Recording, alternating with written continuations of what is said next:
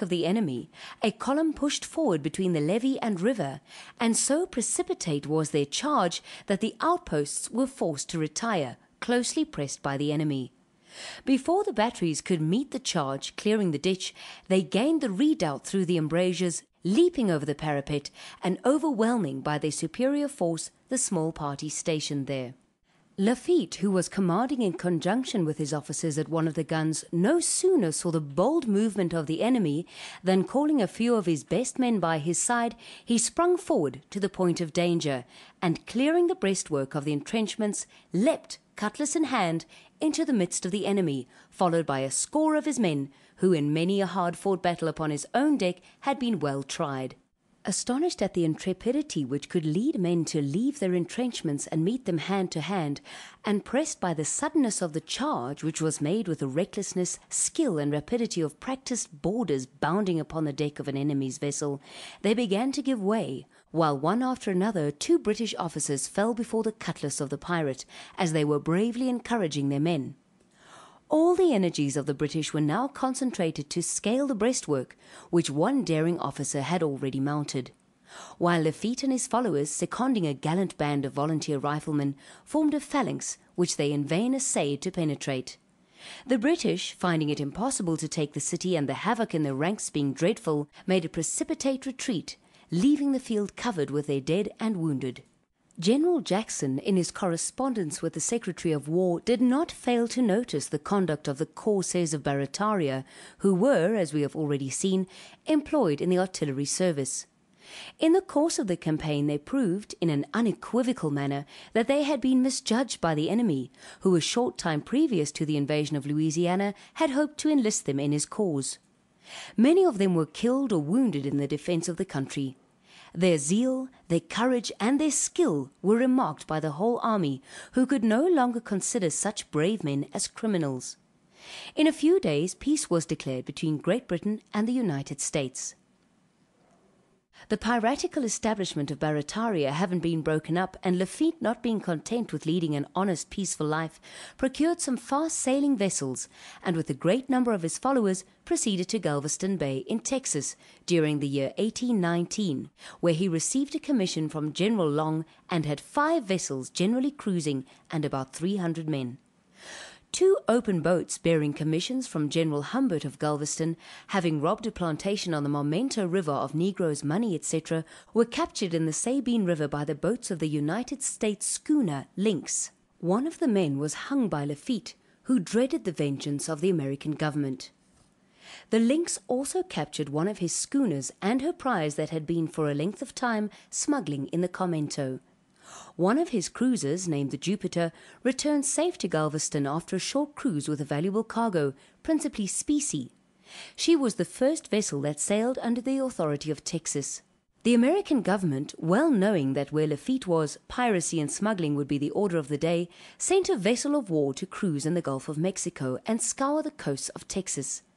Lafitte having been appointed governor of Galveston, and one of the cruisers being stationed off the port to watch his motions, it so annoyed him that he wrote the following letter to her commander, Lieutenant Madison. To the commandant of the American cruiser off the port of Galveston: Sir, I am convinced that you are a cruiser of the Navy, ordered by your government. I have therefore deemed it proper to inquire into the cause of your living before this port without communicating your intention. I shall, by this message, inform you that the port of Galveston belongs to, and is in the possession of, the Republic of Texas, and was made a port of entry the 9th October last. And whereas the Supreme Congress of said Republic have thought proper to appoint me as governor of this place, in consequence of which, if you have any demands on said government, or persons belonging to or residing in the same, you will please to send an officer with such demands, whom you may be assured will be treated with the greatest politeness, and receive every satisfaction required. But if you are ordered or should attempt to enter this port in a hostile manner, my oath and duty to the government compels me to rebut your intentions at the expense of my life.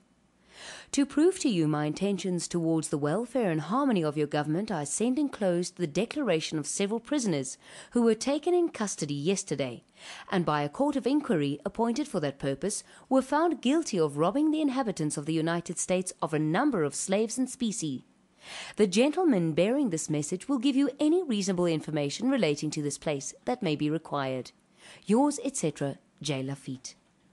About this time, one Mitchell, who had formerly belonged to Lafitte's gang, collected upwards of 150 desperadoes and fortified himself on an island near Barataria with several pieces of cannon, and swore that he and all his comrades would perish within their trenches before they would surrender to any man.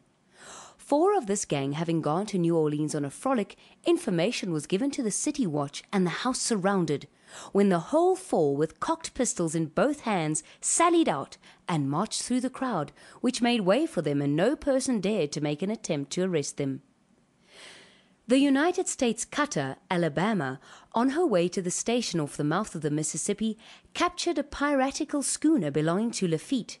She carried 2 guns and 25 men and was fitted out at New Orleans and commanded by one of Lafitte's lieutenants, named Lafitte.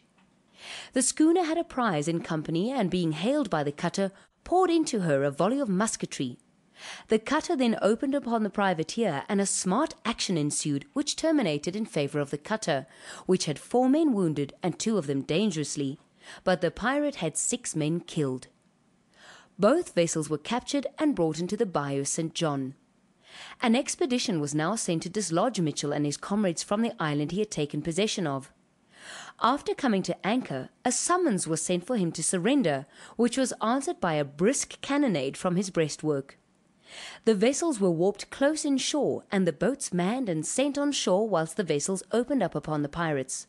The boats' crews landed under a galling fire of grape shot, and formed in the most undaunted manner, and although a severe loss was sustained, they entered the breastwork at the point of the bayonet. After a desperate fight, the pirates gave way. Many were taken prisoners, but Mitchell and the greatest part escaped to the cypress swamps, where it was impossible to arrest them. A large quantity of dry goods and specie, together with other booty, was taken. 20 of the pirates were taken and brought to New Orleans and tried before Judge Hall of the Circuit Court of the United States. 16 were brought in guilty, and after the judge had finished pronouncing sentence of death upon the hardened wretches, several of them cried out in open court, "Murder, by God!" Accounts of these transactions having reached Lafitte, he plainly perceived there was a determination to sweep all his cruisers from the sea, and a war of extermination appeared to be waged against him.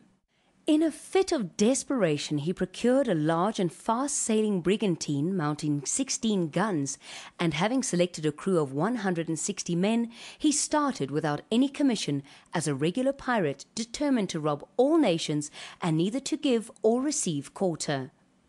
A British sloop of war, which was cruising in the Gulf of Mexico, having heard that Lafitte himself was at sea, kept a sharp lookout from the masthead, when one morning, as an officer was sweeping the horizon with his glass, he discovered a long dark-looking vessel, low in the water, but having very tall masts, with sails white as the driven snow. As the sloop of war had the weather gauge of the pirate and could outsail her before the wind, she set her studding sails and crowded every inch of canvas in chase. As soon as Lafitte ascertained the character of his opponent, he ordered the awnings to be furled, and set his big square sail and shot rapidly through the water. But as the breeze freshened, the sloop of war came up rapidly with the pirate, who, finding no chance of escaping, determined to sell his life as dearly as possible.